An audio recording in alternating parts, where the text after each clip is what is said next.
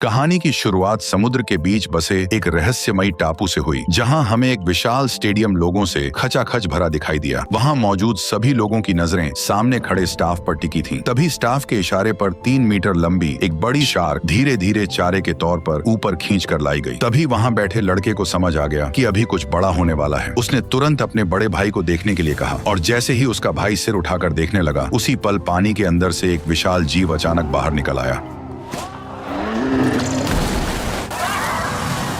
ठीक उसी पल देखने वाला प्लेटफॉर्म अचानक धीरे धीरे नीचे जमीन के अंदर उतरने लगा। दरअसल यहाँ एक और भी ज्यादा खतरनाक शो उनका इंतजार कर रहा था। जैसे ही प्लेटफॉर्म नीचे पहुंचा, तब वही विशाल जीव अब बिल्कुल सामने साफ दिखाई देने लगा, जिससे वहां मौजूद लोगों की एक्साइटमेंट और बढ़ गई। तभी जोरदार तालियों के बीच उस बड़े से जीव ने, जिसका नाम मोसासॉरस था, एक ही झटके में शार्क को पूरा निगल लिया। दरअसल भविष्य की दुनिया में एक टेक कंपनी ने जीन टेक्नोलॉजी की मदद से डायनासोरों को दोबारा जिंदा कर दिया था और पैसा कमाने के लिए उन्होंने पूरा एक आइलैंड खरीद लिया था। फिर सारे डायनासोर उसी आइलैंड पर रखे गए और उसी जगह को जुरासिक वर्ल्ड पार्क में बदल दिया गया। डायनासोरों की वजह से यह आइलैंड बहुत जल्दी दुनिया का सबसे बड़ा टूरिस्ट स्पॉट बन गया। हर साल यहाँ छुट्टियां मनाने आने वाले लोगों की संख्या करोड़ों में पहुंच गई। लेकिन 20 साल तक सब सुरक्षित चलने के बाद डायनासोर लोगों के लिए बिल्कुल चिड़ियाघर के हाथियों जैसे हो गए, जिससे अब लोगों को उनमें पहले जैसा इंटरेस्ट नहीं रहा। इसलिए गिरती कमाई और बढ़ते खर्च को रोकने के लिए डॉक्टर वू की टीम ने अलग अलग जानवरों के जीन मिलाकर एक नया मॉन्स्टर डायनासोर बनाया, जिसका बेहद सीधा और डरावना नाम इंडोमिनस रेक्स रखा गया, जिसे लोगों का इंटरेस्ट बढ़ाने के लिए तैयार किया गया था। लेकिन किसी को अंदाजा नहीं था कि यही डायनासोर पूरे पार्क के लिए सबसे बड़ी मुसीबत बनने वाला है। उसी समय पार्क का मालिक इंडोमिनस रेक्स को देखने पहुंचा। तब पता चला कि यह डायनासोर उम्मीद से ज्यादा बड़ा और बेहद चालाक है, जो कई बार कांच तोड़कर भागने की कोशिश कर चुका है। उसकी खतरनाक समझ देखकर मालिक घबरा गया और सिक्योरिटी चेक के लिए रिटायर हो चुके नेवी ट्रेनर ओवेन को बुलाया। दरअसल ओवेन पहले नेवी में काम कर चुका था और रिटायर होने के बाद उसे यहाँ डायनासोर को ट्रेन करने की जिम्मेदारी दी गई थी। इस समय वह रैप्टर एरिया में काम कर रहा था, जहाँ वो नेवी ट्रेनिंग में सीखे एक्सपीरियंस से रैप्टरों को कंट्रोल करने की कोशिश कर रहा था। और हैरानी की बात यह थी कि वो उन खतरनाक रैप्टरों को कंट्रोल कर पा रहा था। लेकिन तभी एक हादसा हो गया। जब नया फीडर एक छोटे सुअर को पकड़ने की कोशिश कर रहा था, उसी दौरान एक रैप्टर ने उसे झपटकर सीधे जू के अंदर खींच लिया और अगले ही पल वहाँ मौजूद सभी रैप्टरों का ध्यान उसी कर्मचारी पर टिक गया। और अब हालात ऐसे बन गए कि वह किसी भी पल रैप्टरों का शिकार बन सकता था। तभी खतरे की उस घड़ी में ओवेन ने तुरंत जू का गेट खोल दिया और तेजी से अंदर दौड़कर उस नए कर्मचारी के सामने खड़ा हो गया और रैप्टरों को पीछे हटने के लिए लगातार कमांड देने लगा।